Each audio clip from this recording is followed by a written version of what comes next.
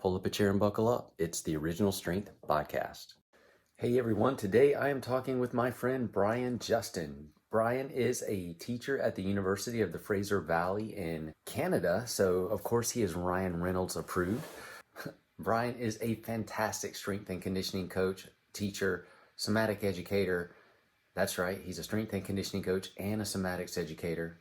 And he is also a superhero fanatic. So Brian and I had a wonderful time talking about movement and superheroes. This is a great conversation that I think you're going to enjoy. Brian, tell us a little bit about your background. Okay, so I have an interesting background because I have a very varied background. I grew up in a really tough neighborhood of Scarborough, Ontario. It's well known to be an area of gang violence and drug dealings and everything else. And so I came up from a pretty tough sort of environment. But the one thing that sort of kept me grounded was, as you know already, my superheroes. And so my first love of superheroes was the Incredible Hulk and with Lou Ferrigno way back in the original, back in the original days. And so that kept me away from the gang violence because it brought me into training, it brought me into playing sports, and so it kept me away from what could have been a bad environment. And so I'm pretty thankful for that. And then of course this obsession with superheroes and stuff then later on in life put me into sports science. And so I did a degree in kinesiology and really just loved the whole idea of looking at human performance, looking at movement, how we can change our physiology. And then went on to my master's degree because thought, well, it'd be cool to teach this. So I went on to the master's that specialized in sort of rehabilitation and sort of sport performance at the same time. And then that led me to my job now, where I work as a kinesiology instructor at the University of the Fraser Valley here in Chilliwack, BC. So we moved from Ontario to BC, and so I do that, and then I also work with clients using to help them with pain, because the big goal of mine was to how can I use movement to get people out of pain so that they can do the things that they want to do. That's awesome. So you're kind of different though, because you mentioned performance and strength and conditioning, but you said also somatics. Like when we were talking earlier, what that those two terms don't always go together in my world, like strength and conditioning and somatics. And like, you know, most people in the somatic world, if you say strength and conditioning, they may think maybe meatheadish. And most people in the strength and conditioning world, if you mention somatics, they may think that I don't even know what they think, maybe woo-woo or imaginative or touchy-feely. How in the world do you combine those two things for yourself? That's a great question, and it came down to a common I think one of your friends, and then one of my I guess you could say distant mentors, Dan John. And so I was looking at this book because I'm a little bit of a book nut. I love books and I love reading things, and I saw this book called Move Without Pain by Martha Peterson. And then I looked on the back, and it had a testimonial from Dan John saying that everyone needs to be doing these exercises. And I was like, I really respected Dan John, and I thought, I'm going to get this book and take a look at this and see what was going on. And then I tried the exercises, nothing happened. I was like, I was like, this isn't working. What's going on here? I'm missing something. And so I thought, okay, well, I'm going to put it away. And I even bought now her work is based on the work of Tom Hanna, Dr. Tom Hanna. And so I ended up buying his book. But guess what? I bought his book long before Martha Peterson's book. So as part of my journey of being a trainer, I went through the Czech program as well, the Paul Czech program, and he recommended the Tom Hanna Somatics book. I bought it. It wasn't really well illustrated. It was interesting. And I thought, well, the illustrations weren't that good. And I liked illustrations, I guess. And so I kind of put that book away. This was back in the 90s. And then I picked up Martha's in the 2000s, tried out her exercises, didn't really do much. And then I went to her workshop. And it was there that everything made sense. And so she taught me how to do them properly because I was not embodying what I was supposed to be doing. I was just doing them as just a mechanical exercise. Just go through the motions, just go through the reps, and do your thing. But I wasn't feeling what I was supposed to feel. I wasn't scanning my body. I wasn't paying attention. And so her program, the initial somatic education coach program, got me doing that. And now here's the funny story about this. At that time, I had really, really, really bad trigger points in my calf. Like it would be so sore. I'd have to foam roll them every day. And so when I went to Calgary to do her course, I had to walk to her program 30 minutes each day. And the first day I was like, oh, my trigger points are really sore.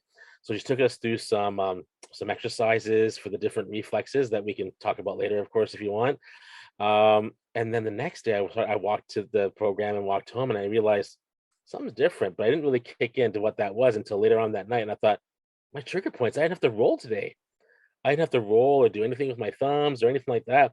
And they've been gone ever since. Wow. Never came back. And it's because I was a major green light reflexer. And so when she taught me how to do the exercises, I was like, now this makes so much sense. And I was hooked. I was hooked at that point. And so it became part of my practice. And I thought, you know what? This is kind of the yin and yang of strength and conditioning, because strength and conditioning is all about building tension and making sure you lift while you build tension to hold your positions. And I thought, totally necessary when you're doing heavy lifts. But then somatics was about undoing that tension so you can move throughout life. And so I thought, oh my gosh, this is like the best cool down. This is the best, restorative workout you could do on an off day. And so then I've been hooked ever since. That'd be 2015 that I started that. So by combining the two, you're actually able to achieve balance, really. Totally. Absolutely. And the cool part is that because with somatics, the big emphasis is on being able to release your muscle under control. It also helped my ability to eccentrically control the workloads that I was doing in the gym. So when I was front squatting or doing any kind of lift, I had way better control and way better awareness of my eccentric ability when I was, controlling gravity, so to speak. So what does it mean to embody the movements, though? What is that? What is embodiment? So it just means like really to pay attention.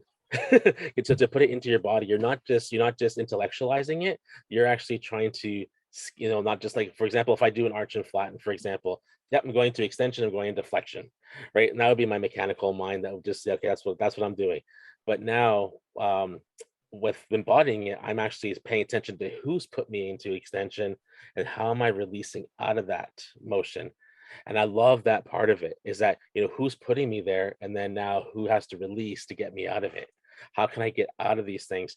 And that's really the most important thing, because in order to drop tension in our bodies, we have to be able to release out of a certain posture. And if we try and force it, you end up getting tired, really.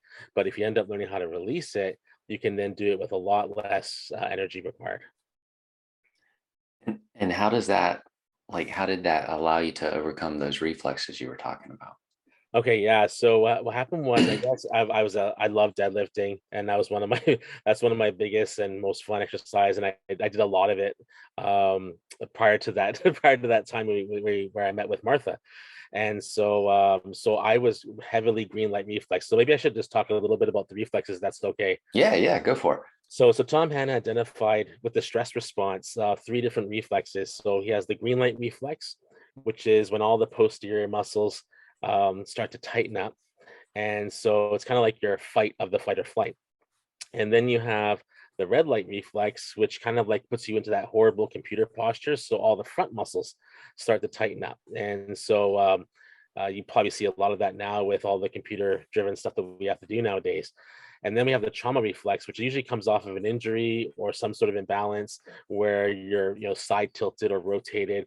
And so what they found in me was that I had this green light reflex. So my posterior muscles were just completely held with a lot of tension.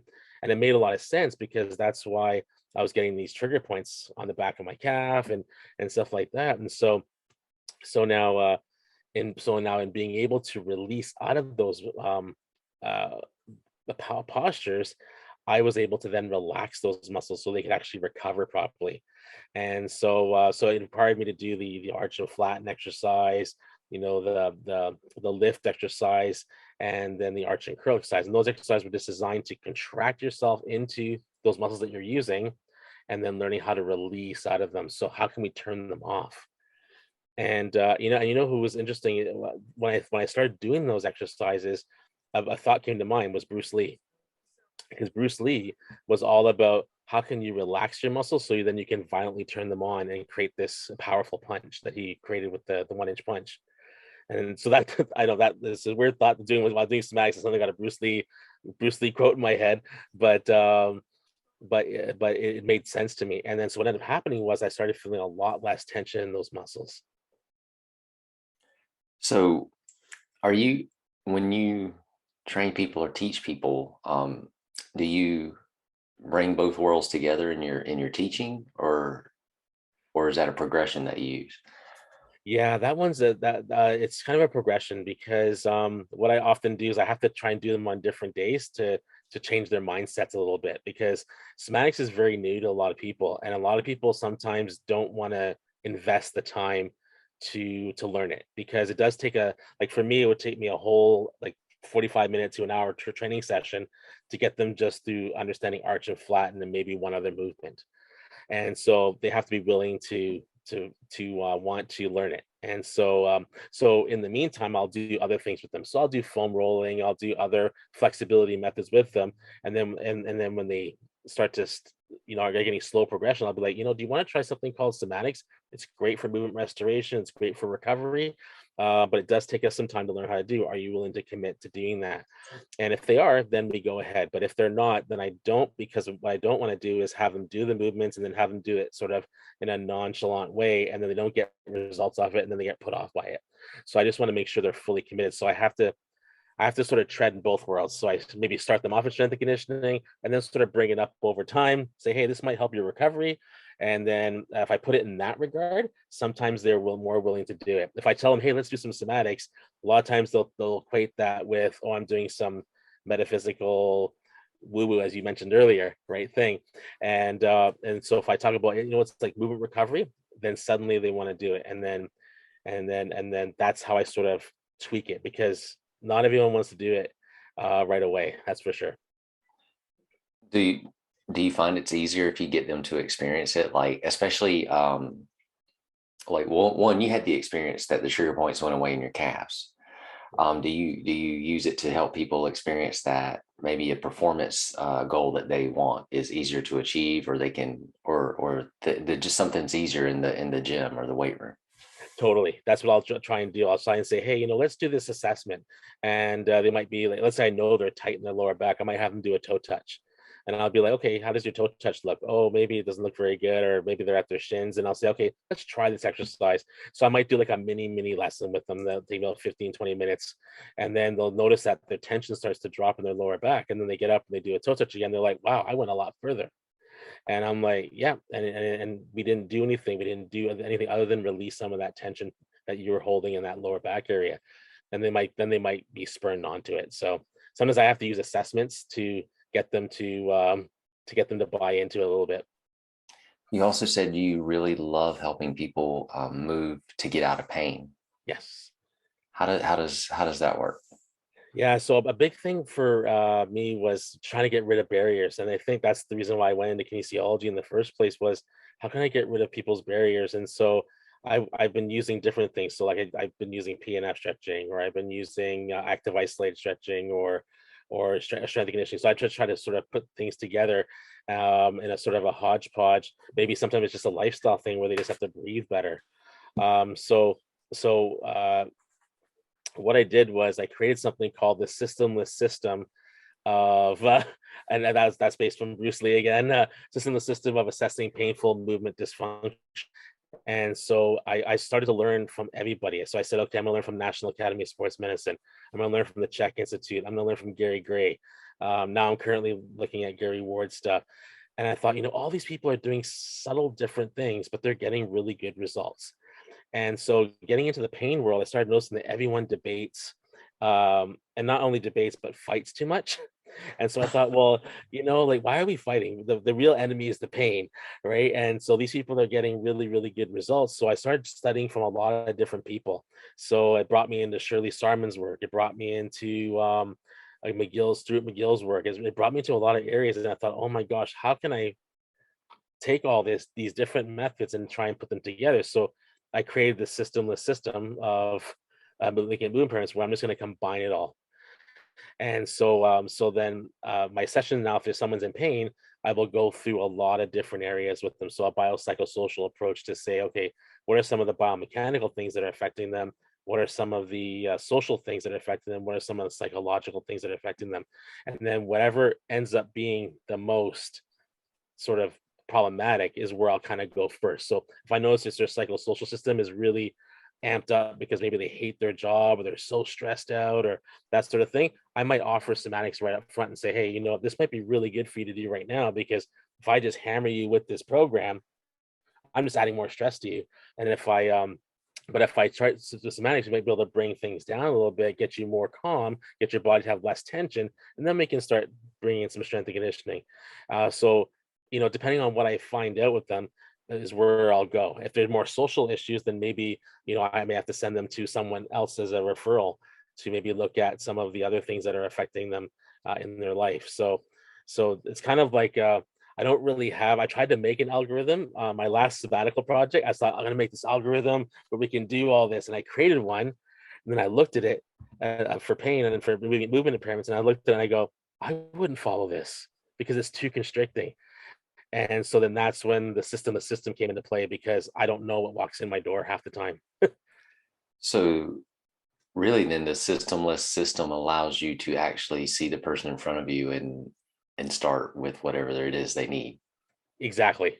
Exactly. To meet them where they're at. That's really what the goal was, because when I looked at my algorithm, I thought, they could tell me this, and if I follow my algorithm, well, I'm going to miss helping them where they need to be helped. And so I had to trash that whole thing. Spent a few months trying to put these things together, and then I thought, I got to trash this and go with something different. Do you And have a do you have a cool story of like a specific type of pain you helped somebody get over, or or life-changing moment for somebody? I did. What we well it was when I was giving somatic classes, and so it wasn't really a strength and conditioning sort of environment. It was more where we just give classes in a series, and so it was for their low back. And we had this one person who was on their way to buying a scooter, essentially, to be able to get mobile, and they can only walk 10 minutes, sort of, and very painful for them. And so the very first day they came in, they were kind of skeptical. They kind of looked at me like, I've tried a lot of things, let's see what you can do, sort of thing. And I'm like, okay, let's go here. Let's try it out. And so the first day, all we learned literally was arch and flatten. It's a very simple exercise for it's sort of your main introductory exercise to get things going. And she got up and she looked at me and she's like, that stuff really kind of works. Because I've never felt any kind of release in these back muscles ever until right now. And I was like, okay, great, great. So, I was really happy about that. Now we went through this 6-week series. Then they had to go 6 weeks and try it on their own. And now they're walking 2 hours pain free by the end of it. So from 10 minutes of painful walking to over 2 hours of walking, and not feeling that pain that they once did. And so for me, that essentially fulfilled the my goal. My goal was to how can I help people, not get rid of barriers so that they can be active and move. And so when I saw that transition, I was like, wow, this is amazing, because I was even worried, honestly, for myself doing it, about, am I gonna be able to help this person? Is this gonna be able to work? Because this person's been like this for a while. And to see that transformation was awesome. And it was just like, I'm like, I told her, you're a superhero for yourself, because Right you on. did it. You did the work and you became your own superhero. Yes, that is awesome. Yeah. For everybody listening at home, because I'm assuming most people listen instead of watch or whatever, can you explain what the arch and flatten is, just to Sure. give people a visual image, or an imaginative image? Perfect. Yeah. So how it starts off is that, so the person would be lying supine on their back, and their knees would be bent to a comfortable, knee flexion range. So whatever they feel comfortable, kind of like if you were starting a bridge exercise. And so the first thing we would do is we would get them to breathe in, and to connect to their breath. So can they breathe in 360? So I start with them diaphragmatically breathing, Then I put their hands on their ribs and then have them learn how to get that lateral expansion. And then even to feel their back going into the ground as they breathe, that whole 360. And I sort of explained to them, if you were at a birthday party, and you blew up a balloon, the whole thing goes up. So just like when you breathe in, I want to see that whole 360 happen with your breathing. And I first connect them to that. And that usually takes me about 10 to 15 minutes to just to get them to connect to that breath. Because most people, when they come in, they're freaked out from work, they're breathing through their mouths. And so I just get them to breathe through their nose and just to sense that awareness of their breath. And then as they continue to get that sense of awareness of their breath, I have them breathe in and I go, hey, notice that when your abdomen's going towards the ceiling, that your back kind of wants to follow it. So what I want you to do is contract your low back muscles and just sort of follow that breath. So now you're going to go into an arch and just go comfortably into this arch. And then I'll say, okay, now hold it there. And then now take those low back muscles and pretend you got a dimmer switch on it. And then slowly turn them off. So you're just turning down the volume and then let them nicely fall. And while they're doing that, I'll try and get them to now say, can you feel any gaps? Do you feel like there's a nice smooth elevator ride, or is it like a bumpy, turbulent ride all the way down back to the ground again? And so I'll have them do that for a few repetitions. So I'll say, let's go 3 repetitions on your own. Let's try that. And then I'll then reverse it and say, okay, now we're going to do the flatten part. So now what I want you to do is to breathe in, but don't arch your back this time. Exhale and then flatten your back towards the ground gently. Feel the abdominal muscles now. Now, like the same like the same dimmer switch you put on your low back muscles, let's put it on your abs. Turn them off one by one, and slowly, slowly let your back come back to neutral. So then they practice that for 3 or 4 repetitions. And then once they do that, I get them going to do it together. Okay, now we're going to breathe in and arch, exhale, turn the dimmer switch down, let your back fall to the ground. As soon as it touches the ground, start to flex your abdominals and flatten your lower back. And then turn off your abdominal muscles and take as many breaths as you need to get back to neutral. And so I'll start with that. And then once they start to get that idea, then I say, okay, now this is a full spinal exercise. We got to get your head involved now too. So now as you breathe in and arch, let your chin fall down towards your sternum. And then as you use the dimmer switch, let your back float down to the ground, let your head come back to neutral. And then now as you flatten, let your chin rise up. And then I'll make the connection of when your chin rises up, notice your sternum drops and you get that nice, really rounding and stretching of those lower back muscles. So then I'll go on with that and then get them to doing the full sort of spinal motion. And then if I really want to get crazy with them later, I'll then have them do diagonals where they go into one side of their pelvis to one side of their ribs and then the other way. And that one really throws them for a mind loop, because if they've played any one-sided sport, they're good on one side and they're horrible on the other. They can't feel it. They're like, I don't know where I'm going. Where are you asking me to go, Brian? And so that's sort of how I would sort of start off with the arch and flat. And that'll take me a good half an hour to get through that if I was just to run that whole gamut there and get them to feel it. But it's always about trying to connect them to their body. What are you feeling? Do you notice these things? What do you notice about your movement? Is it gappy? I mean, that gappiness, we call it sensory motor amnesia. It just means your brain doesn't have control of that muscle being able to turn it off. And so we want to be able to get them to turn on and then turn off. And so that's how I would typically, I guess, compressing that into a very short time here. That's how I would sort of coach that. And hopefully that came across clear. No, that was amazing. So, matter of fact, if you're listening at home, that section that Brian just talked about is probably worth listening to again and trying it, because if you can get that, that's life changing. Yeah, it is so life changing. And you know what the thing is? Animals do this all the time. It's called pandiculation. And so when we do Somatics, we're doing a technique called pandiculation where you contract in and slowly release out. And dogs do that 42 times a day. 42 times a day. Yeah. Wow. So when we see them do that whole little thing that they do, they're actually pandiculating. And then when we wake up in the morning as humans, we breathe. We sort of do that. Oh, that, yeah, exactly. That's a pandiculation. And so we just need to do that a little bit more often than we do. So we pandiculate maybe once. exactly once. And so we need to start following our little furry friends and follow their example. That could be a great superhero right there, Pandiculation Man. Oh, there we go. I like it. I like So, it. so speaking of superheroes, because you're a big superhero fan, couple of questions: Okay. DC or Marvel? I love Marvel, but I'm definitely a Marvel person. But in DC, I love the Flash and I love Batman. I love Superman. I love those three. And actually, I like Wonder Woman too. So I guess those four. But I'm more of a Marvel fan. Before or after the recent movies of the 15 years, or does that play into it? But, that does play into it a little bit. See, when I'm growing up, when I read the comics, it was always Spider-Man, Hulk, and then Superman. So Superman was my DC representation, and then Spider-Man and the Hulk were my Marvel representation. Um, but I kind of was a little bit biased though because those were the only comics I had access to. So if I had access to more, who knows what might have happened. Right, right. Okay, so best. Well, in Marvel? Who's your favorite superhero? It's a tie between Thor and Hulk. Oh, good, good, good. I Yeah, should have known the Hulk. yeah. In any world, DC or Marvel, best mover. Oh, best mover. Mm, best mover would have to be Black Panther. That's what I That's was thinking. Yeah. But it's a tough one between Black Panther and Spider-Man because they've got that going on. And I guess on the other side it'd be Flash for the speed. What superpower would you want the most out of all the superheroes?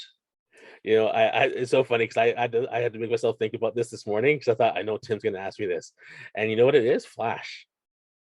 Surprisingly, I thought it would have been the Hulk strength, but I love the fact that Flash can do so many different things, and he actually technically, in my mind, could almost beat Superman because he could phase through Superman. If he was evil, he could phase through Superman fast enough and then do something to him and then defeat him. That's sort of my theory. I don't have any proof on that, but I mean, so no, so really though, if you took all creative limitations away from Flash, yeah, he could do anything, yeah, right?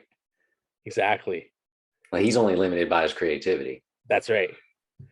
Like I don't know if you saw the latest Flash where he's throwing lightning and then running on top of the lightning as he goes through. Like he's coming up with new things that he can do all the time. It's as he gets creative. No, that yeah, I agree. Like I think for me in DC, I'm well in any world, Superman. I'm hands down Superman every time. But Yeah, Superman, Batman, and the Flash are my favorites in DC.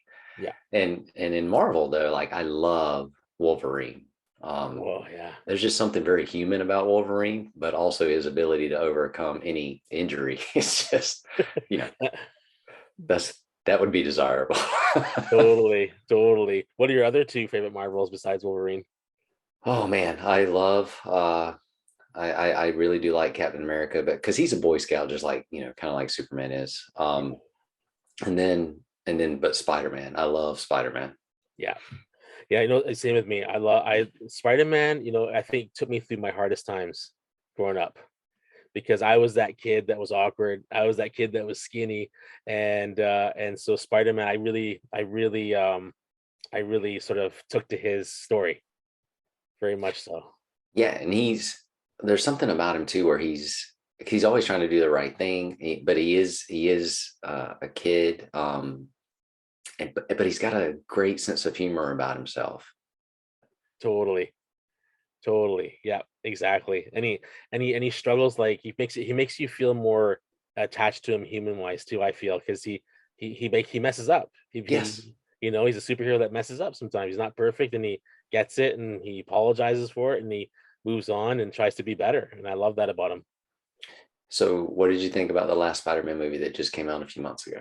Oh man, I tell you, I loved it. I saw it 3 times in the theater, and I loved it every single time. I loved how they unified it because I thought, how are they going to unify all these Spider-Mans?